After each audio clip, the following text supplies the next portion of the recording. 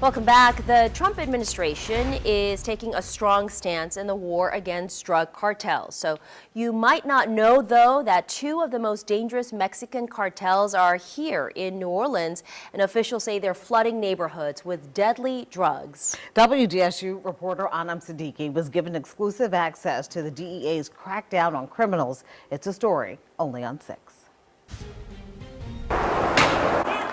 What we just did is successfully we executed two search warrants. It's a cartel crackdown in New Orleans.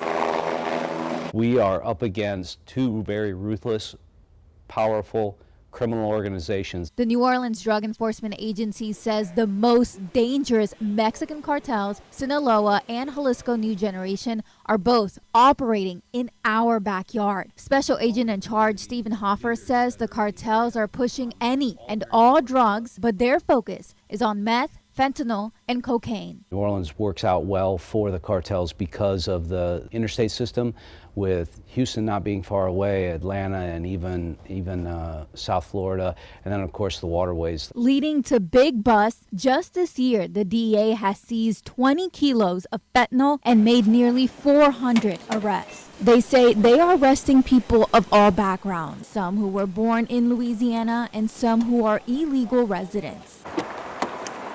The DEA offering an exclusive ride-along to WDSU, and we're taking you with us. Yeah, we've been planning this op for about 2 weeks now. Under the cover of darkness, a special operation begins at an undisclosed location. Bulletproof vests, guns, and gear, all necessary to dismantle dealers. This is going to be our actual approach. It's early morning hours. The men and women on these special response teams, they have to break away from their families. This is real life, real action. Things can go bad in just a split second, so you have to be aware of everything that's going on. In order to film this operation, we agreed not to say what part of New Orleans we were in. Our target, an alleged drug trafficker working as the middleman for cartels. Obviously, safety is a big key because these are very, very dangerous people. These are generally the worst of the worst, criminal history-wise, and with firearms, drugs, narcotics. The U.S. government recently designated the cartels as foreign terrorist organizations. Assistant Special Agent in Charge Michael Arnett says the move gives the DEA additional resources to take them down. These drugs are so potent these days. I mean, we were up to 8 out of 10 pills that we were seizing at the DEA lab could cause an overdose. And it fluctuates, right?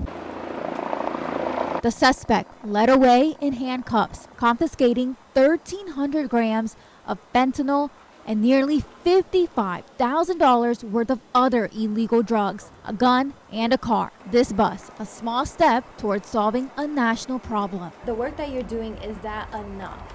I think the really short answer is yes, we can get rid of them, and it's not going to be an overnight solution. And it's a complex problem that takes a lot of cooperation, a lot of resources. But when we maintain this focus, and that's where we're headed, yes, I'm very, very optimistic that we can do this. Anam Siddiqui, WDSU News. And in part 2, we introduce you to an undercover DEA agent putting his life on the line in order to take down cartel members in New Orleans. WDSU reporter Anam Siddiqui continues our cartel crackdown series. That's tomorrow night at 6.